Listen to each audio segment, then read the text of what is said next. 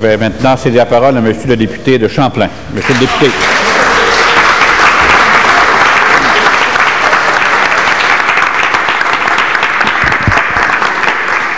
Merci, Monsieur le Président.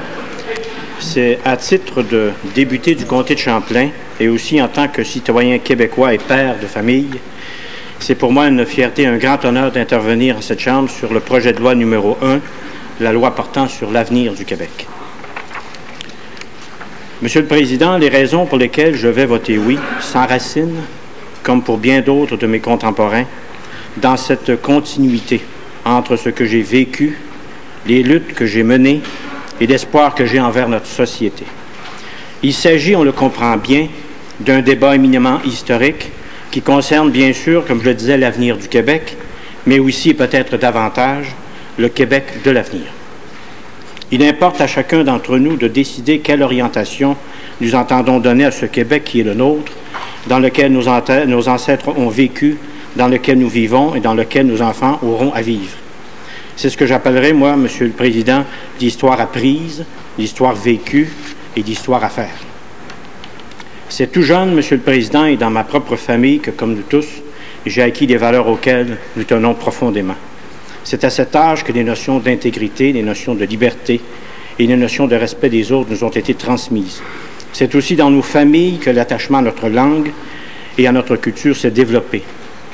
Et c'est là, et plus tard à l'école, que nous avons appris que notre langue, la langue française, parce qu'elle était la nôtre, était bien au-delà d'un simple moyen de communication, mais un lieu de créativité, de compréhension personnelle et un accès privilégié à une culture extrêmement riche, diversifiée et universelle. Et si finalement la culture se traduit par cette façon que nous avons de nous comprendre nous-mêmes et de comprendre les autres et de comprendre le monde dans lequel on vit, chacun peut conclure pourquoi, au Québec, les Québécois, depuis toujours et pour toujours, on tient tant à cette langue et à cette culture française. C'est également à ce moment-là que nous avons pris conscience, Monsieur le Président, pris conscience et connaissance de notre histoire, que nous avons appris l'extraordinaire épopée du peuple québécois, qui, contre vents et marées, à travers les siècles, souvent dans l'adversité économique et politique, a pu pendant tout ce temps assurer son existence et son développement et conserver ses valeurs et sa culture. La société québécoise dans laquelle nous avons vécu du temps de notre jeunesse fut une société d'entraide et de solidarité. Les principes d'égalité, de justice, de générosité en étaient les assises. Le Québec de mon enfance et de nos enfances a été une des sociétés les plus ouvertes, les plus accueillantes et l'une des plus généreuses. C'était le temps où non seulement venaient et arrivaient au Québec bon nombre de gens qui sont venus s'y installer, le diversifier et l'enrichir, mais d'où partaient également des Québécois et des Québécoises qui généreusement sont allés œuvrer à travers le monde, notamment dans les secteurs de la santé, de l'éducation et autres. Et à ce titre, je crois qu'il est indiqué, et c'est certainement le bon endroit et le bon moment, de rendre hommage à tous nos parents et nos aînés qui ont bâti ce Québec et qui nous ont littéralement, dans tous les sens du mot, mis au monde.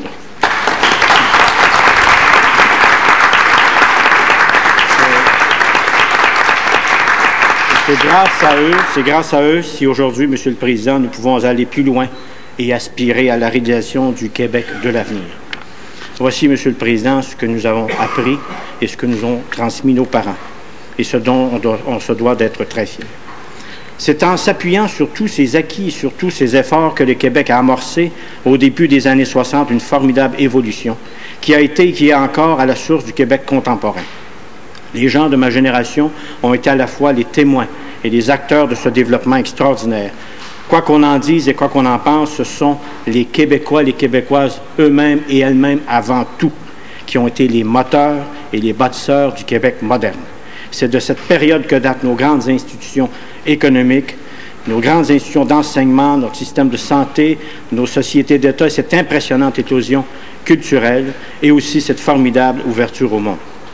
Chacun convient, Monsieur le Président, qu'il est maintenant temps et grandement temps d'aller plus loin.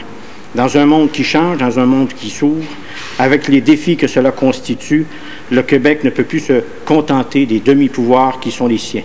C'est cette réalité nouvelle et incontournable qui justifie la nécessité et l'urgence de nous doter de tous les moyens d'un État moderne et dont nous avons tant besoin.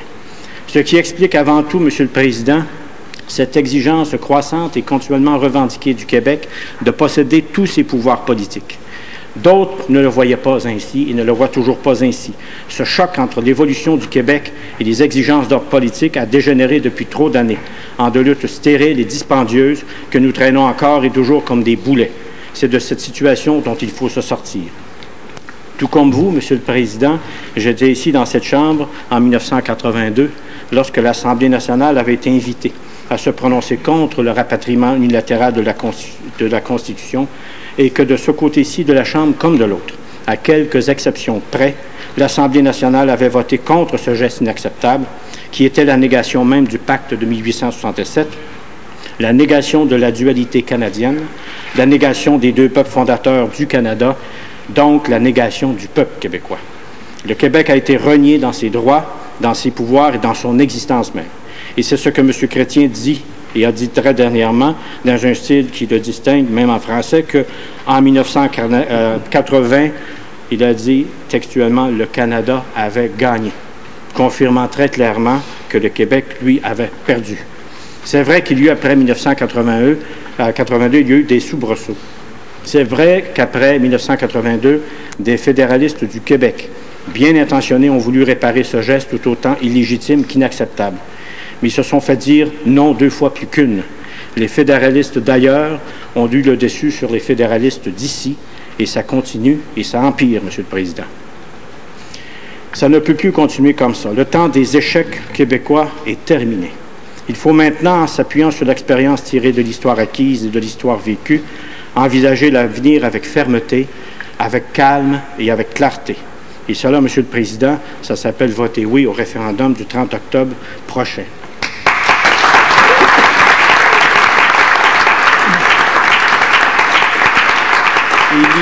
Il y a plus, Monsieur le Président, et comme je le disais tout à l'heure, il est question bien sûr de l'avenir du Québec, mais aussi et avant tout du Québec de l'avenir. Ce Québec, Monsieur le Président, je le veux différent.